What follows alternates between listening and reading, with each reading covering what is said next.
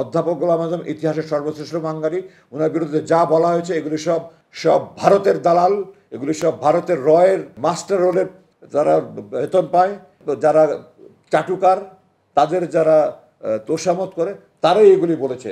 খাটিকার দেশপ্রেমিক যদি বলতো, ওনার জানাজা ইতিহাসের বড় বৃহৎ জানাজা হতো না।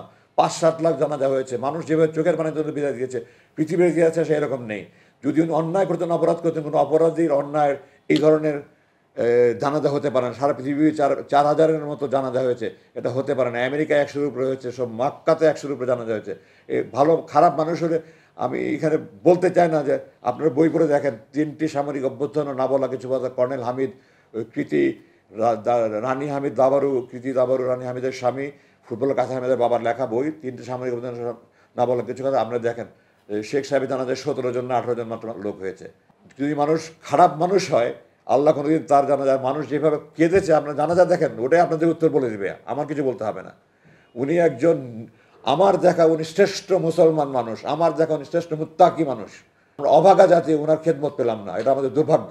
আমার বাবা বলে বলছি না, আমি ওনাকে কাছে থেকে সারাটা জীবন দেখেছি।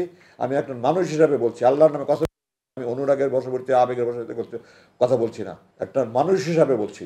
আপনারা যারা ওনাকে ব্যক্তিগত জানেন চেনেন, তাদের কাছে জিজ্ঞাসা করে দেখেন।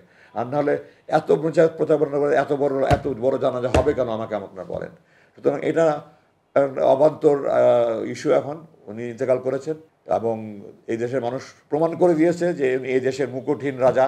উনি ক্ষমতার লোভ নেই, উনি বহুবার পাকিস্তান আমলে 2বার মন্ত্রী হওয়ার সুযোগ ছিল। 91 সালে উনি মন্ত্রী হয়ে সামরিক সমাজের সমর্থন দিতে পারতেন। উনি 2001-2000 সালে মন্ত্রী করতে পারতেন। উনি কোনোবারই মন্ত্রী হয়নি। উনি প্রতিবারই বলেছে, আমি সরকারে থাকলে সরকারের অন্যায় আমি সমালোচনা করতে পারবো না, এই জন্য আমি সরকারের অংশ হয়ে কখনো থাকতে চাই না। নাহলে ওনার 4বার সুযোগ ছিল, উনি মন্ত্রী হননি।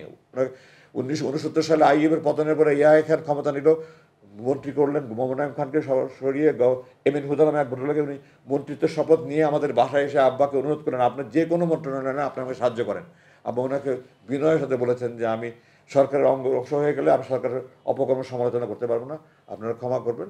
উনি ক্ষমতার অংশ হয়নি।